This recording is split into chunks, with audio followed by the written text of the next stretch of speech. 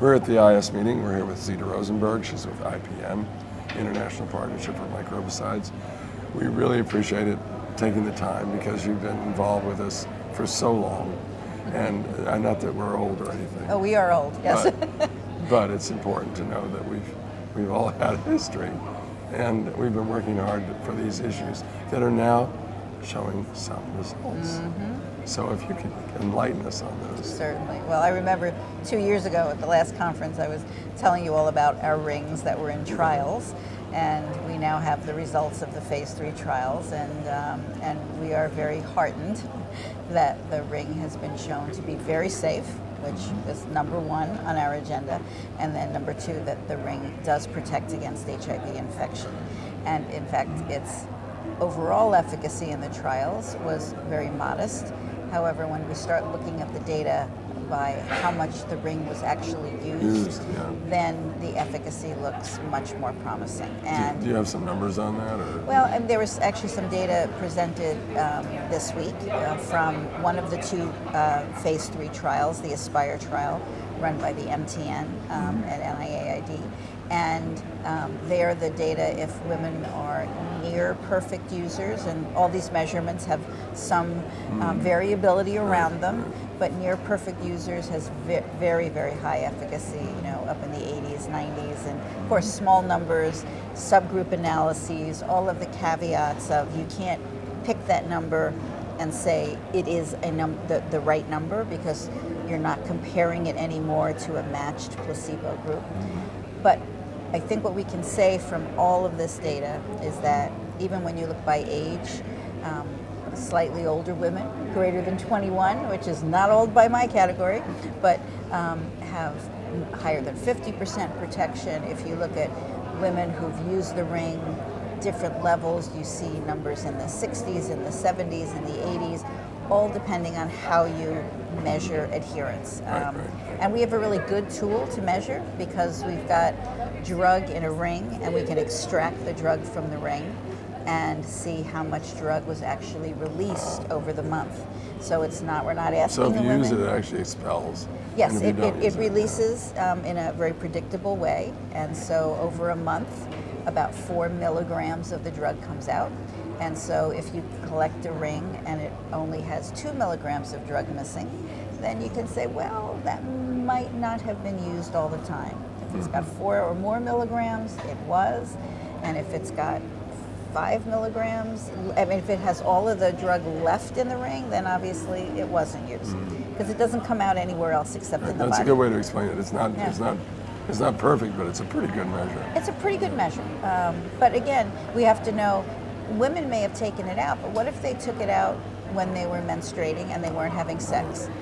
That level of non-adherence is very different than if you took it out only when you were having sex. So it gets complicated. But the importance is now, are you going to be doing some demonstration projects and so forth? Well, what we're doing, because demonstration projects generally are only after a product is approved. So we are now at the stage where we are putting together all the information into a regulatory dossier and we'll be submitting it for approval early next year. So what we're doing, though, are what are called open label extension studies. So they actually are clinical trials still, because it's still a non-approved product, but where all the women are being given access to the active ring. So it's all the women from the phase 3 trial who are remaining HIV negative. They will be invited to enroll into these open label studies. And then at least we'll be able to say to the women, unlike in a clinical trial, phase 3 trial, where you're telling them every month, we don't know if it works, we don't know how safe it is in large numbers of women, we don't know if you're on the active or the placebo, you have to use condoms, you're going through all of this every month with these women. Now we can say, we know it's safe, right? The data are really clear, it is highly safe. We know that it works, and it works pretty well if you actually use it. And we'd love for you to come back into the study and use it. But even if you don't want to use it or can't use it, still join our study. Still come and get the benefits of being, in a trial. But tell us why. Because for us at this point in time, it's going to be as important to understand why women don't want to use it or can't use it as it is to know that they are using it, so that we can figure out how to roll out the product and what the barriers are, and if we can work to change some of those barriers. So a person who would not even be interested in using it up front Right. could still come into the trial. Exactly, because it's as important to us to know why. Did she Because just you really not like can't it? collect that data if they're not actually in the trial. Well, exactly. Yeah. Anything else? I mean, I would like to see a demonstration project on this, but I Yes, think this is well, almost we all as good. would, and we want to This- see regulatory approval, and then we'll see that but demonstration this is almost project. as good. Because It it's- is, yeah. it is, and because as we all have aged over the years, even in a trial, women age, right? So if you have a 3-year study and you have 18-year-olds that you've just enrolled, they're 21 now. So if we really want to understand the challenges to the youngest women, there's a study that the MTN is going to run in 3 countries, enrolling 15 to 17-year-olds. So these are research, that have not been in phase 3 clinical trials. And how many of Defibrine. countries is it? 3 countries. It's I'm almost positive. It's Kenya, Zimbabwe, and South Africa. 15 to 17-year-olds, and then 18 to 21-year-olds, and randomize them to oral PrEP or Defibrine ring. And then after a number of months, then they get to choose which one they want to be on. And so again, we'll get a better handle on the youngest women, because And this is where the new infections are. Yeah, In and- high incidence countries. right, and in our trials, actually we had very high rates of infection from women ages 21 to 25 as well. Yes, the youngest women are generally the highest risk, but the women who are older are really still at very, very high risk of infection. So we need to help everybody. Well, is there anything else you want to get out to the public? Because I know you always are really informative, and I think the hopes and dreams that you've had over the years, seeing them come to fruition must mean a lot to you. Well, it means a lot to me because it means a lot to the women who've participated in these trials and who really want these products. I came for a pre-conference called Women Now, and it was just amazing because these very young, articulate, smart, powerful African women want to take back their lives. They want to take back control, 'cause that's what we're doing. and power. Yeah. And this is a tool that they can use. I mean, we know it's not going to be the one thing that will turn this epidemic around. It's a tool. And I know we ask a lot, well, given that oral PrEP is so effective, is it really worth it economically to start introducing the ring?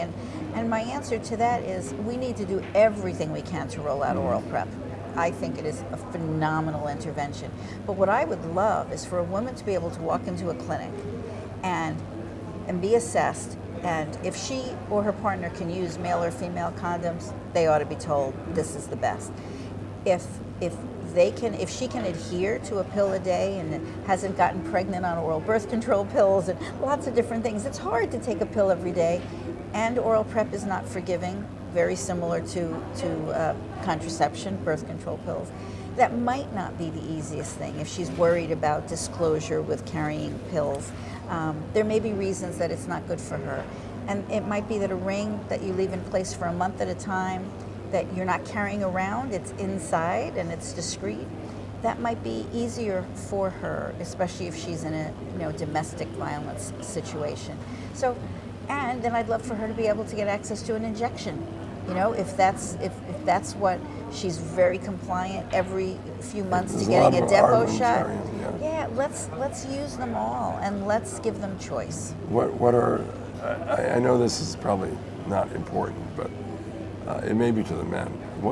How is this seen by or viewed by the men? Or There were a lot of male focus group discussions that we've carried out, male engagement in the communities, and in general, the men like the ring. It doesn't interfere with sex. They don't feel it during sex. And so from that perspective, it's not an interference. I mean, obviously there are going to be men who want to have a say in whether or not the woman uses the ring. And that's and we're not going to be able to get around that easily in the next several years. But it is also something that we're developing a contraceptive Defibrine ring. and hopefully that might be, men may be much more accepting of a woman using a birth control method. So there may be ways we can position that for women who choose to contracept. No. Well, looks like we've covered it. I really appreciate you taking the time. Great. My It's pleasure. always a pleasure for us. Thank you. Thanks. Take care.